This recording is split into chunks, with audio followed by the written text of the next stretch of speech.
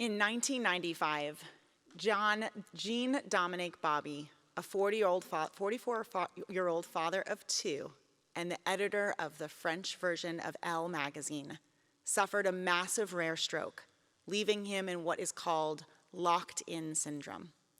His mind continued to function with memory, intelligence, and emotion. His body, however, was almost completely paralyzed, dependent on constant nursing help. He was connected to a respirator, a gastric feeding tube, and an intravenous drip. All that was under his direct control was the function of his left eyelid. Even in this condition, he found a way nonetheless to write a short book, The Diving Bell and the Butterfly. The diving bell was what he called the experience of his body, inert, out of control, dependent on others for its sustenance and well-being. And the butterfly was his mind, still agile, still beautiful, still seeking the sweetness of life.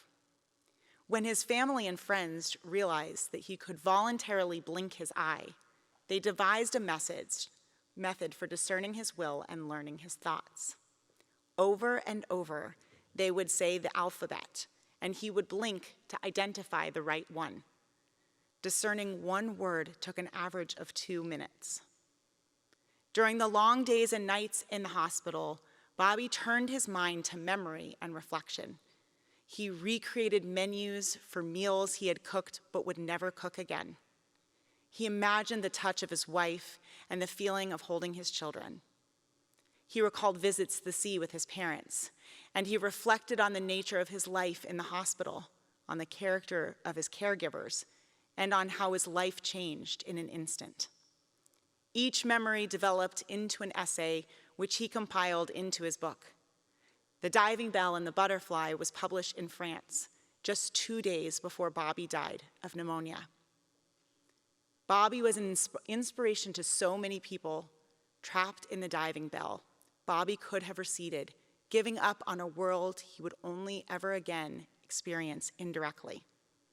Yet the butterfly, his mind, his imagination, his love of life, and his yearning to be connected stimulated him to communicate. Reflecting on this, Bauby wrote, "When blessed silence returns, I can listen to the butterflies that flutter inside my head. To hear them, one must be calm and pay close attention, for the wing beats are barely audible. Loud breathing is enough to drown them out.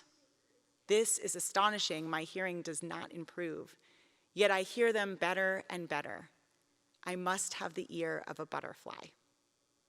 This, perhaps, is a poignant message for the new year. Having spent part of the last year locked away, enumerating all that we could not do, we had and still have a choice. Like Bauby, who was locked in his body, cut off from active participation in the world of doing, we have the opportunity to discover or rediscover a new world in the silence. Not the one from before COVID amidst the frenetic, frenzied activity, but surely one that is vibrant and richly rewarding, the blessings of which surely surround us.